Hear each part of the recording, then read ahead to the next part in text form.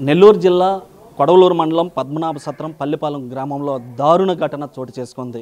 ఇక్కడ ఉన్నటువంటి ఈ గ్రామానికి సంబంధించినటువంటి వెంకటరమణమ్మ దేవసేనమ్మ కుమార్తె రెండో కుమార్తెని తల్లిదండ్రులే కడతీర్చినటువంటి పరిస్థితి ఘటన ఈ యొక్క గ్రామంలో చోటు చేసుకుంది. దీంతో ఈ యొక్క గ్రామంలో కూడా ఆలస్యంగా ఈ ఘటన వెలుగులే రావడంతో ఇక్కడ ఉన్నటువంటి గ్రామస్తులు కూడా అంతా ఆందోళన చెందినటువంటి పరిస్థితి. ఏదైతే మనం ఇక్కడ విజువల్స్లో చూస్తున్నటువంటి ఇల్లు ఏదైతే ఉందో ఇదే నివాసంలో వెంకటరమణమ్మ దేవసేనమ్మకి ముగ్గురు పిల్లకాయలు. ఈ పిల్లకాయలతో రెండో కుమార్తె శ్రావణికి గతంలో పెళ్లి అయ్యున్న క్రమంలో కొన్ని అనివార్య కారణాల వల్ల వీరు విడాకులు తీసుకోవటం జరిగింది. విడాకులు తీసుకున్న తర్వాత దాదాపుగా ఒక సంవత్సరం పాటు ఈ శ్రావణి అనే అమ్మాయి నెల్లూరులో ఉన్నటువంటి ఓ ప్రైవేట్ షాపులో పనిచేసుకుంటూ జీవనం సాగిస్తూ వస్తూ పోతుండేది. అయితే ఈ క్రమంలో అక్కడ ఉన్నటువంటి సంబంధించినటువంటి పక్కనే ఉన్నటువంటి అల్లూరు మండలం సౌత్ ఆమ్లూరు గ్రామానికి సంబంధించినటువంటి ఒక ముస్లిం అబ్బాయిని ప్రేమించడం జరిగింది. అయితే ప్రేమించిన క్రమంలో ఈ విషయం ఇంట్లో తెలుసుకున్నటువంటి పెద్దలు కూడా మందలించడం జరిగింది. మందలించిన క్రమంలో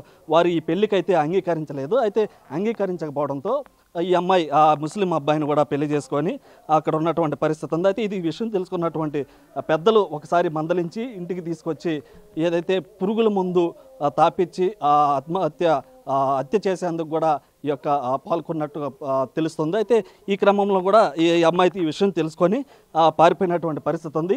ఈ క్రమంలోనే మళ్ళీ రెండోసారి ఆ అమ్మాయిని ఈ తల్లిదండ్రులు అయితే గుంతు నిలిమి చంపేసారని కూడా ఇక్కడ ఉన్నటువంటి పోలీసుల ద్వారా కూడా మనకి ఆ విషయం తెలుస్తుంది. అయితే ఏదైతే వాళ్ళ ఇంటి ఆవరణంలో వాళ్ళ పక్కనే ఉన్నటువంటి పొలాలు ఏవైతే ఉన్నాయో ఆ పొలాల్లో కూడా ఆ అమ్మాయిని గుంతు నిలుము చంపేసి ఇటు హ్యాంగింగ్ చేసుకుంది అన్నట్టుగా కూడా ఇక్కడ మనం విజువల్స్లో చూస్తున్నాం. విజువల్స్లో చూస్తున్నటువంటి ఆ మట్టి ఎత్తుగా ఏదైతే ఉందో అక్కడ పూడ్చిపెట్టడం జరిగింది.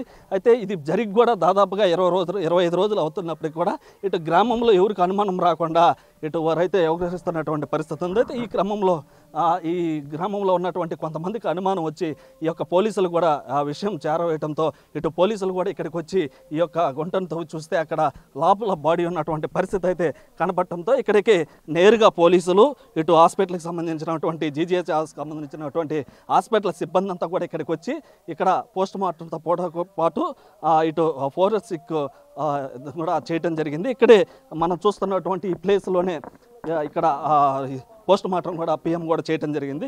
అయితే ఇదంతా కూడా ఆలస్యంగా వెలుగులోకి రావడంతో గ్రామస్తులంతా కూడా ఆశ్చర్యానికి గురవుతున్నారు. అంటే తల్లిదండ్రులే ఈ యొక్క ఘటన చేయడంపై కూడా ఇటు ఆశ్చర్యానికి గురవుతున్నటువంటి పరిస్థితి. చుట్టుపక్కల కూడా వాళ్ళకు ఉన్నటువంటి స్థలంలోనే ఈ అమ్మాయిని పూడ్చిపెట్టడం, అయితే ఇది వేరే మతస్థానికి సంబంధించినటువంటి అబ్బాయిని పెళ్లి చేసుకోవడంతోనే ఇది ఒక ఘటన కూడా జరిగినట్టుగా కూడా ఇటు పోలీసు నిర్ధారణలో కూడా తెలుస్తుంది. గ్రామంలో జరిగినటువంటి ఘటన 25 రోజుల తర్వాత బయటికి రావడం, ఇక్కడ ఉన్నటువంటి వారి బంధువులకు కూడా ఈ యొక్క విషయం తెలియకపోవడం, ఇక్కడ ఉన్నటువంటి పేరెంట్సే తల్లిదండ్రులే తమ కూతుర్ని కడతీర్చారన్న విషయం కూడా ఆలస్యంగా ఈ యొక్క ఘటన కూడా బయటకు వచ్చింది. అయితే ఇటు చుట్టుపక్కల ఉన్నటువంటి వారందరూ కూడా ఇటు పోలీస్ స్టేషన్లో ఫిర్యాదు చేయడంతో ఈ యొక్క విషయం పూర్తిగా బయటకు వచ్చింది. అదేవిధంగా ఆ ముస్లిం అతను ఎవరైతే ఉన్నారో ఆ ముస్లిం అతను కూడా అక్కడ పోలీస్ స్టేషన్లో కూడా కంప్లైంట్ ఇవ్వడం జరిగింది. ఈ కంప్లైంట్ ఆధారంగా ఇక్కడ నుంచి వచ్చినటువంటి పెద్దలు ఎవరైతే ఉన్నారో ఈ గ్రామానికి సంబంధించినటువంటి వారు ఫిర్యాదు చేయడంతో ఈ యొక్క ఘటన బయటకు రావడంతో కూడా ఇటు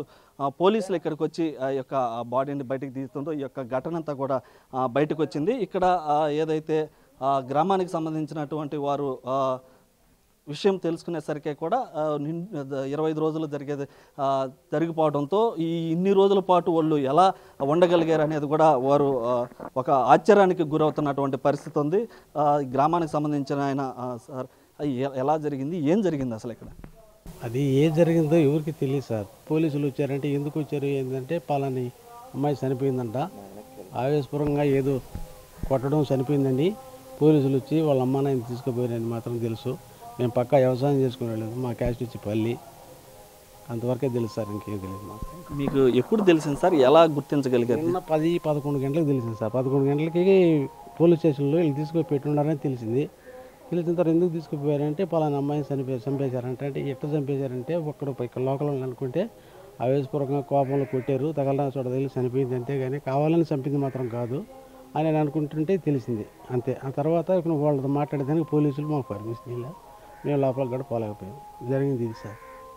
అయితే ఇటు ఈ పద్మనాభ సత్రంలో జరిగినటువంటి ఈ దారుణ ఘటనకి సంబంధించి ఇటు గ్రామస్తులు కూడా ఏదైతే పోలీస్ స్టేషన్కి తల్లిదండ్రులను తీసుకెళ్లారు అన్న విషయం తెలిసిన తర్వాతే అందరికీ తెలిసిందని అయితే వారిని విచారించగా ఇటు క్షణికావేశంలో వేరే అబ్బాయితో వెళ్ళిపోయింది, ముస్లిం అతనితో వెళ్ళిపోయిందన్న క్షణికావేశంలో కొట్టడంతో ఈ యొక్క ఘటన కూడా జరిగిందని చెప్పి ఇటు గ్రామస్తులు కూడా చెప్తున్నటువంటి పరిస్థితి ఉంది.